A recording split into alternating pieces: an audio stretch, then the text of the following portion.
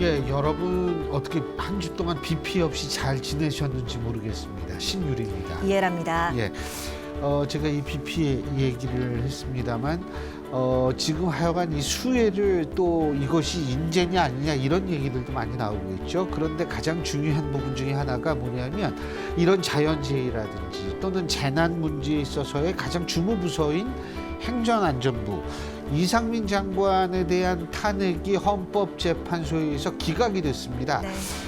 이런 문제가 사실은 이번 한 주간의 가장 뜨거운 이슈인 것 같은데요. 뭐 그런 문제 말고도 우리나라 정치권은 일들이 많죠. 맞습니다. 당면한 과제들이 참 많은데요. 오늘은요, 정부와 정치권에서 다양한 국정 경험을 한 이용섭 전 광주광역시장과 얘기 나눠보도록 하겠습니다. 안녕하십니까? 어서 오십시오.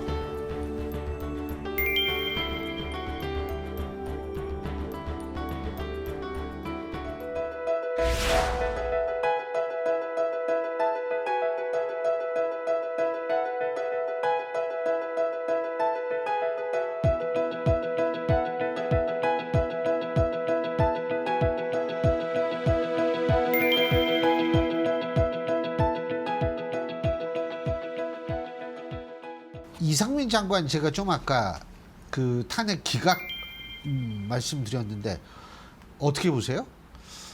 저는 이것도 예견된 사고다 하나의. 사고. 예.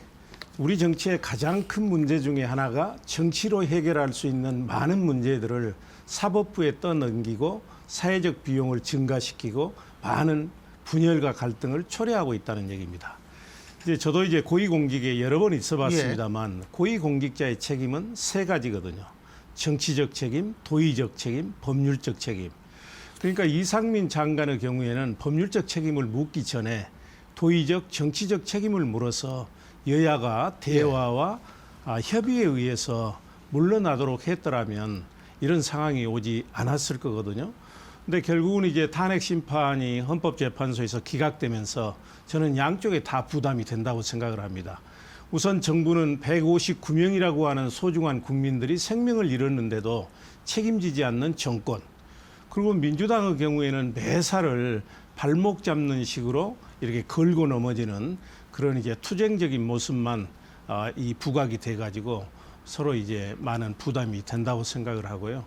저는 탄핵 심판 청구한다고 했을 때 기각을 예견을 했어요. 예. 이건 얼마든지 대화와 타협에 의해서 이상민 장관 그만두게 하고 그리고 이제 돌아가신 분들 그리고 가족들의 아픈 마음을 쓰다듬어 줄 수 있는데 이제 가족들 입장에서 보면 그야말로 기가 막힐 그런 상황에 와버린 것이죠. 그러니까 이 예상은 하셨지만 민주당이 탄핵 소추를 국회를 통과시켰을 때 탄핵 소추안을 그때 민주당 의원들도 야 이거 헌법재판소 가면 진짜 될 거야 이렇게 생각을 했을 거라고 보세요?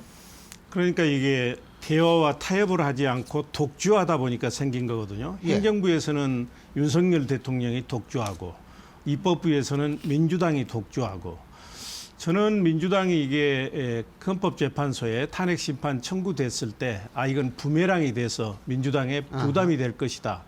누구나 생각할 수 있는 일이거든요. 근데 지금 민주당에는 전략도 없고 혁신성도 없고 예. 도덕성도 없고 예. 비전도 없고 아하. 그러다 보니까 이런 결과를 초래한 것이죠. 지금 뭐 독주 이렇게 좀 표현을 해주셨는데 정치권에서도 두 번의 국회의원 또 광주광역시장도 지내셨고 청와대 수석 청장 많은 좀 직책을 지내오셨습니다. 그래서 궁금한 것이 지금 정치권을 한 단어로 정리를 해주셨지만 조금 더 설명을 들어보자면요. 지금 정치권 어떻게 바라보시는지 일단 좀 듣고 싶거든요. 지금 정치권의 양당 공방을 보면 그야말로 눈뜨고 볼 수 없는 목불인견이고 점입가경입니다. 과거에도 우리 정치가 국민에게 불신을 받았을 때가 많이 있었지만 지금처럼 막장 드라마는 아니었었거든요. 정치라고 하는 게 어렵고 힘든 사람들의 눈물을 닦아주고 목소리가 없는 사람들의 목소리를 대변해 주는 것이 정치인데 지금 정치는 국민을 위한 정치를 하는 것이 아니고 정치인을 위한 정치, 자기들의 눈물을 닦고 자기들의 이익을 챙기는 탐욕의 정치로 흐르고 있고요. 또 가장 큰 문제가 대화와 타협에 의해서 해결해야 될 많은 문제들을 사법부에 떠넘기면서 분열과 갈등을 야기하고 있고 우리 사회가 지금 분열과 갈등, 양극화 이게 매우 심각하거든요. 이런 문제를 해결해야 될 정치권이 오히려 양산시키고 있습니다. 그래서 저는 이렇게 되면 이제 무슨 문제가 생기냐면 우리 사회의 가장 큰 그릇이 정치거든요. 그 안에 경제도 있고 사회도 있고 문화도 있고 그러니까 정치라고 하는 큰 그릇이 흔들리면 그 안에 있는 경제도 흔들리고 사회도 흔들리고 그래서 우리나라가 이렇게 불안하다고 생각되거든요. 그래서 지금 정치권이 대변혁하고 유권자인 국민들이 대우각성하지 않으면 우리가 직면하고 있는 복합위기를 극복할 수도 없고 양극화와 이중 구조도 심화되고 우리 경제는 추락할 수 있다. 저는 그렇게 보고 있습니다. 지금 보실 때 이 원래 전통적 민주당 있지 않습니까? 전통 민주당이라는 것은 사실 우리가 이 좀 전통 민주당과 지금의 민주당이 물론 지금 민주당은 과거 민주당의 뿌리를 두고 있고 우리가 그 정통성이 있다라고 당연히 얘기할 수 있는 환경은 되지만 정치 행위적인 측면으로 봤을 때 과거의 민주당과 현재의 민주당이 좀 차이가 있다고 보세요? 저는 이제 18대, 19대 국회의원을 했는데 우리가 국회의원을 할 때는 주로 이제 정책 가지고 투쟁을 했습니다. 그리고 그때는 우리가 소수 야당이었습니다. 근데 지금은 국회를 좌지우지할 수 있는 170석이 넘는 그런 이제 거대 야당이지 않습니까?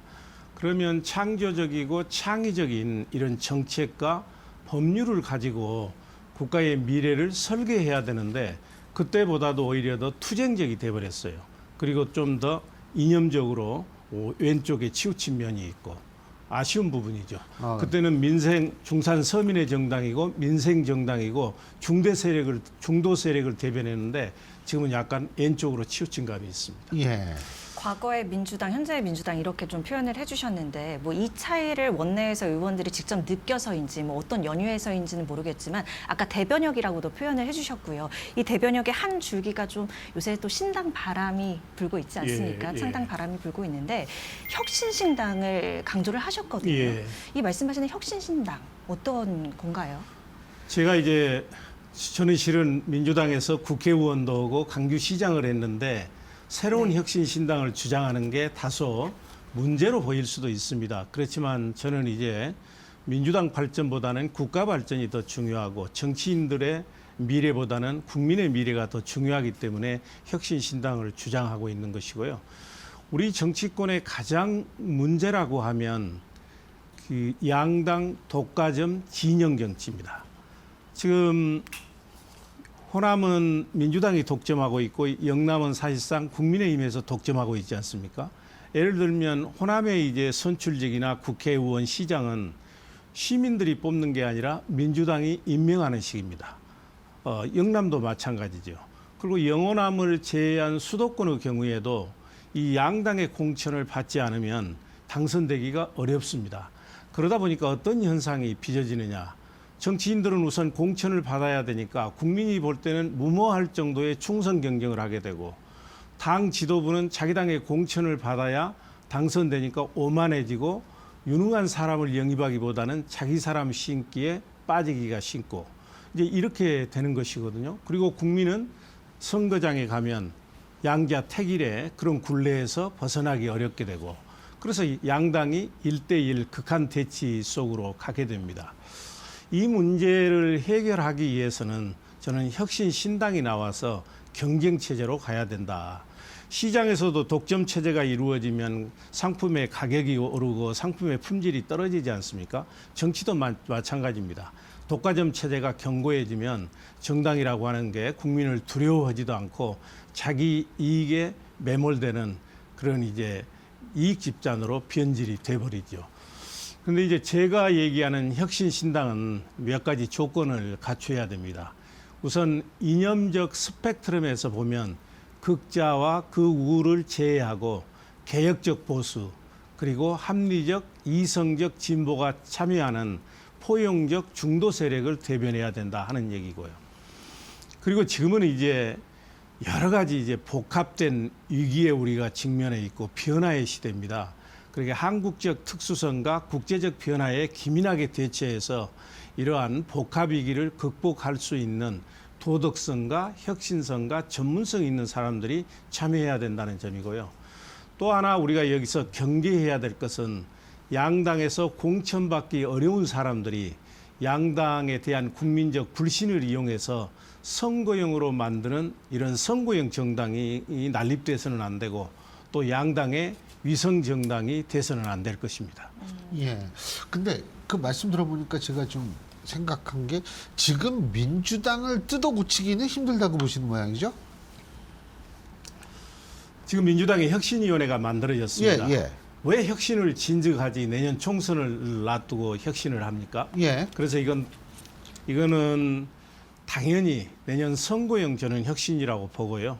선거용 예, 보여주기식 혁신이다. 예. 그리고 이게 내년 총선이 끝나고 나면 제도와 시스템이 바뀌지 않으면 또 옛날로 되돌아가게 됩니다. 예. 저는 그래서 우리나라 이 정치권을 한 단계 업그레이드 시키려면 이제 두 가지가 해결돼야 되는데요. 실은 오늘의 정치가 이렇게 삼류 정치로 추락한 데는 두 가지 책임이 있죠. 한 사람은 정치인의 자질 문제, 또 하나는 제도와 시스템의 문제입니다. 우리 정치에 보면 생계형 정치인은 많은데 소명의 정치인은 찾아보기가 어렵습니다. 저는 그렇다 하더라도 정치인의 자질 문제보다는 제도와 시스템의 문제가 더 크다고 봅니다. 그러니까 한 2대 8 정도, 3대 7 정도. 그렇기 때문에 설령 내년에 우리가 총선에서 좋은 사람을 뽑는다 하더라도 제도와 시스템을 바꾸지 않으면 옛날로 되돌아가 버립니다. 그러면 어떤 제도와 시스템을 바꿔야 되느냐? 저는 크게 두 가지라고 봅니다.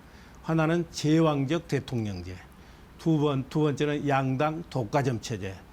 제왕적 대통령제, 지금은 집단 지성의 시대입니다. 아무리 뛰어난 한 사람의 머리보다도 여러 사람이 머리를 맞대고 내리는 결론이 최적의 결론을 도출합니다. 그렇기 때문에 이제 제왕적 대통령 이제 버려야 될 때가 왔고요. 근데 이것은 내년 총선이 끝나면 개헌을 논의할 때 집중적으로 논의를 해야 될 것입니다.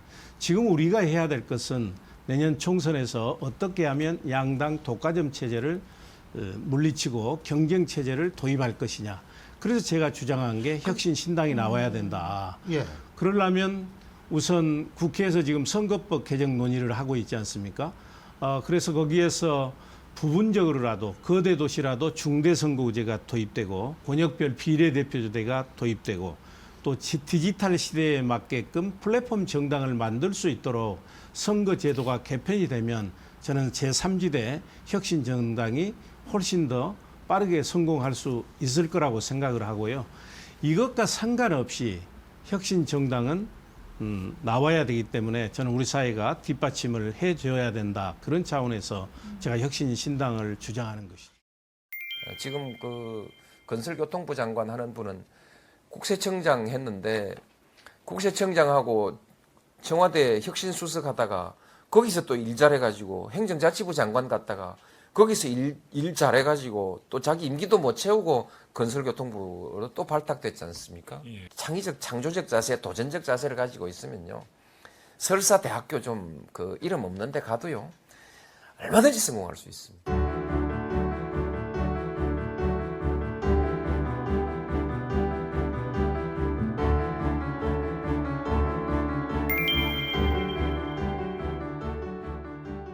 혁신위가 좀 아까 보여주기식 혁신이라고 말씀하셨으니까 그럼 지금 현재 민주당 혁신은 오히려 분란의 불씨로 될 수 있는 거 그런 의미로 우리가 생각할 수도 있을까요?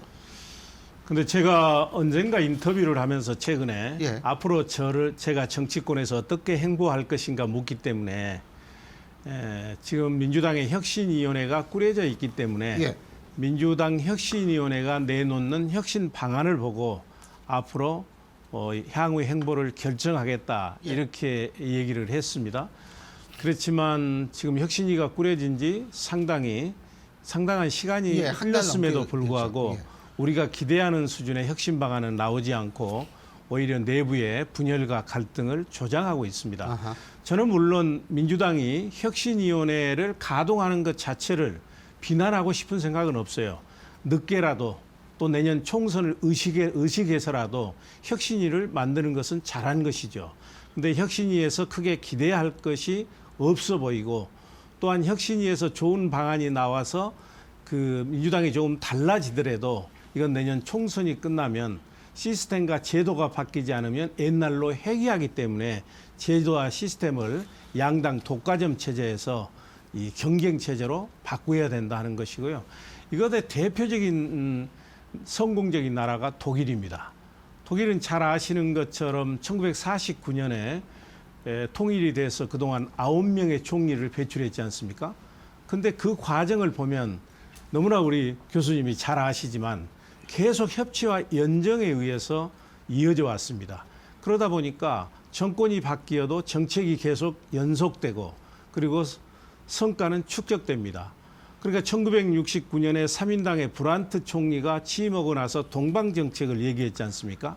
그 후에 기민당으로 정권이 바뀌었어도 계속해서 통일정책은 그대로 이어받아가지고 마침내 1996년에 통일이 됐지 않습니까? 또 하나 이제 독일의 모범적인 협치 사례라고 볼 수 있는 것은 거기에 겐셔 외무부 장관이라고 있었지 않습니까? 이분은 18년간 외무부 장관을 하면서 독일 통일에 기여를 했습니다. 근데 이분은 기민당도 아니고 3인당도 아니에요. 제3의 정당인 자민당이었거든요. 그렇지만 역대 정권이 그 사람의 경륜 그리고 통일에 대한 의지나 전문성을 인정해서 계속 기용을 한 겁니다. 근데 우리나라 보십시오. 우리나라는 참 이상한 나라입니다. 5년마다 새로운 정권이 아니라 새로운 나라가 들어서고 있습니다. 앞선 정권은 보복과 적폐청산의 대상이 되고 정권은 완전히 폐기되고 성과는 단절되고 이런 나라에서 어떻게 100년 대계가 가능하겠습니까? 그래서 독일의 모범 사례를 벤치마킹할 필요가 있고 이제 제3의 혁신 정당이 나오면 내년 총선에서 과반수를 넘는 정당은 나오지 않습니다. 그러면 이제 1대1 극한 대립 정치는 사라지고 협치가 이루어지고 민생 문제에 대해서 고민하고 시대 정신에 대해서 충실하려고 노력을 할 것입니다. 내각제는 어떻게 보세요? 저는 이제 아까 제왕적 대통령의 수명은 끝났다고 했지 않습니까? 그렇게 되면 이제 두 가지죠. 대통령의 권한을 축소하면서 대통령 중임제로 간다든지 내각제로 간다든지 저는 내각제를 선호하는 사람이에요. 세계에서 지금 대통령제를 하면서 발전한 나라는 미국과 우리나라밖에 없습니다. 없어요. 맞습니다. 그리고 지금은 집단 제가 항상 하는 얘기가 그거예요. 지금은 집단 지성의 시대이기 때문에 공동으로 책임지고 공동으로 지혜를 따내는 내각제로 가야 되는데 그런데 안타깝게도 대통령제의 많은 문제를 국민들이 절감하고 있으면서도 여기에 젖어 있어서 지금도 아마 여론조사를 하면 대통령제가 내각제보다 훨씬 많을 겁니다. 그러나 이제 국민의 생각이 항상 옳은 것은 아니기 때문에 깨어있는 지도자들, 정치인들이 저는 내각제를 도입할 필요성이 있다고 생각을 하고요. 그리고 우리가 역사적으로 보면 많은 성과를 남긴 지도자들이 많습니다. 그분들의 공통점은 뭐냐? 오래 근무를 했습니다. 독일도 잘 아시는 것처럼 9명의 총리가 있었는데 헬무트 콜이 오래 했죠. 16년씩 수상을 했습니다. 그리해야 성과가 나옵니다. 우리처럼 5년 해가지고 또 뒤은 정부가 정책도 계승 안 해주는데 여기에 무슨 발전이 있겠습니까? 신당 얘기 계속 언급을 해주셔가지고 제가 한 가지만 더 여쭤보겠습니다. 가장 많이 회자되는 게 아무래도 양양자 의원 신당 한국의 희망이잖아요. 어떻게 평가하십니까? 지금 양양자 의원, 금태섭 의원 이분들이 신당 창당을 추진하고 있어요. 저는 우리 정치권에서 양당 거대 독점 체제에서 정치인들이 신당을 추진하는 것은 그렇게 쉬운 일이 아닙니다. 저는 그래서 일단 그분들의 용기와 뜻은 높이 삽니다. 다만 이제 저와 사전에 어떠한 교감도 없었기 때문에 그분들이 추진하는 신당이 제가 생각하는 제3지대 혁신신당인지 여부를 지금 지켜보고 있습니다. 양양자 의원하고는 아무래도 양양자 의원도 지역구가 광주, 그렇습니다. 그죠? 예. 그러니까 아무래도 좀 잘 아실 거 아니에요. 잘 알죠. 잘 알죠. 그러나 이제 제가 아까 얘기한 것처럼 혁신신당이 공천을 받기 어려운 사람들이 자기 생존을 위해서 만드는 선거용 정당으로 나오게 되면 정말로 혁신적인 신당이 나오는데 걸림돌이 되고 난립돼서는 안 되기 때문에 저는 혁신신당도 좀 체계적으로 종합적으로 총체적으로 추진할 필요가 있다고 생각을 하고요. 시간이 가면 아마 그런 방향으로 가지 않을까 싶습니다. 근데 현 시점까지는 지금 이제 얘기 거론되고 있는 이 신당 보면 대선 주자 없는 혁신신당 그렇죠. 가능할까? 예. 이게 좀 궁금하더라고요. 저는 근데 그렇게 보지 않습니다. 우리는 이제 일반적으로 대선 주자가 없는 혁신신당이 성공할 수 있겠느냐 이렇게 얘기를 하는데 그것도 깨져야 될 우리의 사고입니다. 왜 그러냐면 대선 주자가 물론 신당을 만들면 구심점 역할을 합니다. 그래서 많은 사람이 모이고 쉽게 창당을 할 수 있습니다. 예. 그러나 이분이 개인 영달을 위해서 대선에 나가서 실패하게 되면 아침 이슬처럼 그냥 사라져 버립니다. 이미 우리 경험했지 않습니까? 정규영 신당, 이인재 신당, 문국현 신당, 안철수 신당. 예.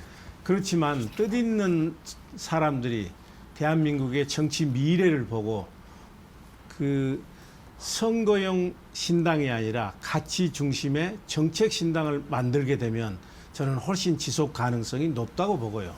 그리고 우리가 여기서 한번 눈여겨볼 대목이 2017년에 프랑스의 마크롱이 우리처럼 거대 양대 정당이 있었음에도 불구하고 신당을 만들어서 악마르시요? 대통령에 당선됐습니다. 이것도 벤치마킹 해야 될 사례라고 생각을 합니다. 예. 이 지금 연대 가능한 세력이라고 생각하시는 뭐 구체적인 인물 이름을 안 대셔도 좋지만 그거는 당을 초월해 있는 겁니까? 그렇습니다. 국민의힘도 포함이 된다 이 말씀이시죠? 당연하지요. 왜 그러냐면 제가 이제 보수는 언제부턴가 우리한테 너무 이제 구태적이고 꼴통이다 이런 얘기를 하잖아요. 그래서 괜찮은 분들도 많이 계시거든요. 그래서 괜찮은 보수를 우리가 개혁적 보수 이렇게 얘기를 하고 진보도 이제 좋은 거거든요. 보수와 진보는 역사 발전의 양 날개지 않습니까? 예. 근데 우리나라에서는 어느 틈엔가 진보는 너무 이념적이고 좌파적이고 그렇기 때문에 그 앞에다가 괜찮은 분들이 이제 붙인 게 합리적 진보, 이성적 진보 이렇게 붙였어요. 그래서 제가 이제 그 신당 추진 주체가 됐으면 좋겠다는 분들은 개혁적 보수 그리고 합리적 진보 이분들이 나와서 만드는 신당이면 저는 얼마든지 성공할 수 있다. 물론 그 바탕에는 그 어느 때보다도 양당에 대한 국민적 불신이 매우 강하기 때문입니다. 제가 이제 국회의원을 했던 광주는 어찌 보면 우리나라의 대표적인 정치 도시지 않습니까? 근데 현재 있는 국회의원을 그대로 뽑겠다 하는 지지율이 12%, 13%입니다. 이제 그러니까 신당의 여지는 충분히 확보된 건데 과연 그 신당이 국민이 바라는 신당, 국민이 기대하는 신당이 되려면 그런 선거용 신당이 아니라 정책 신당, 가치 중심의 신당, 지속 가능한 신당이 혁신적 신당이 나와야 된다는 거죠. 지금 광주 말씀하셨는데 뭐 광주시장도 지내셨고 국회의원도 지내셨으니까 광주에서 지금 이게 주관적으로 판단하실 때 광주 시민들이 지금 현재 민주당을 어떤 눈으로 바라본다고 보세요? 매우 실망하고 있죠. 왜 그러냐면 이분들이 괜찮은 후보들을 공천하기보다는 그리고 정치인들은 다 자기 꿈이 있지 않습니까? 그렇죠. 당 대표도 나오고 당연하죠. 대선도 나가고 그러니까 자기 사람 신기를 하는 겁니다. 그러니까 여기 강주에 있는 국회의원들이 중앙 정치에서 능력을 발휘하지 못하고 큰 정치를 못 하다 보니까 강주 발전은 지체되고 그러니까 강주 시민들이 이제 언제까지 우리는 이런 식으로 희생을 당해야 되느냐 이런 생각을 가지고 있고요. 그래서 실은 지난 그 지방선거에서 민주당 강주의 투표율이 37%밖에 안 됐습니다. 지방선거라고 하는 것은 잘 아시는 것처럼 시장 뽑지요, 구청장 뽑지요, 그렇죠. 시의원 뽑지요, 구의원 뽑지요, 그리고 교육감을 뽑는 선거입니다. 그런 지역사회에서는 누군가 거기에서 한 사람은 지지해야 될 사람이 있음에도 불구하고 그리고 강주가 정치도심에도 불구하고 37%밖에 투표장에 나가지 않다고 재보궐선거 수준이에요. 그냥 나가지 않았다고 하는 예. 것은 민주당이 달라지지 않으면 우리는 언제든지 민주당을 버릴 수 있다 하는 시민들의 저는 의견의 표출이라고 생각을 합니다. 알겠습니다. 평생 공직자로 살아오셨고 또 원로 전문가이시니 이 시점에서 이제 앞으로의 행보가 더 궁금해지는데요. 저희가 어떤 부분을 좀 기대하고 있으면 될까요? 이제 많은 분들이 저에게 내년 선거에 나가냐고 묻습니다. 사실 가장 궁금합니다. 예, 그러면 저는 이제 선수로서는 그만 뛰고 싶다. 아, 네. 예, 한국 정치의 발전 그리고 젊은 유능한 후배들이 많이 나갈 수 있도록 구단주 역할을 하든지 후원자 역할을 하겠다 이런 얘기를 하고 있고요. 저는 이제 시골 촌 사람인데 그동안 중요한 국가 일을 많이 할 수 있었습니다. 이거는 많은 분들이 도와주었기 때문에 제가 이제 마지막으로 한국 정치를 발전시키는데 조그마한 힘이라도 보태는 게 제 역할이라고 생각을 하고 있고요. 제 개인적으로는 여하튼 제 인생의 황금기는 70대였다 얘기할 수 있을 정도로 새로운 삶을 설계하고 있습니다. 워낙 젊어 보이셔가지고 네. 지금 저두번 깜짝 놀랐어요. 화이팅 꼭 하십시오. 예, 화이팅 하겠습니다. 예, 오늘 말씀 잘 들었습니다. 예, 고맙습니다. 감사합니다. 고맙습니다. 예, 바뀌어야 될 것들이 많습니다. 근데 우리 일상생활에 가장 많은 영향을 미치는 정치, 이게 바뀌어야지 우리가 좀 바뀔 수 있거든요. 네. 과연 그 바뀔 수 있는 힘은 유권자한테 나온다는 거 꼭 기억해 주십시오. 예, 예. 네, 오늘 귀중한 시간이었고요. 저희는 다음 이 시간에 인사드리겠습니다. 함께해 주신 여러분 고맙습니다. 고맙습니다.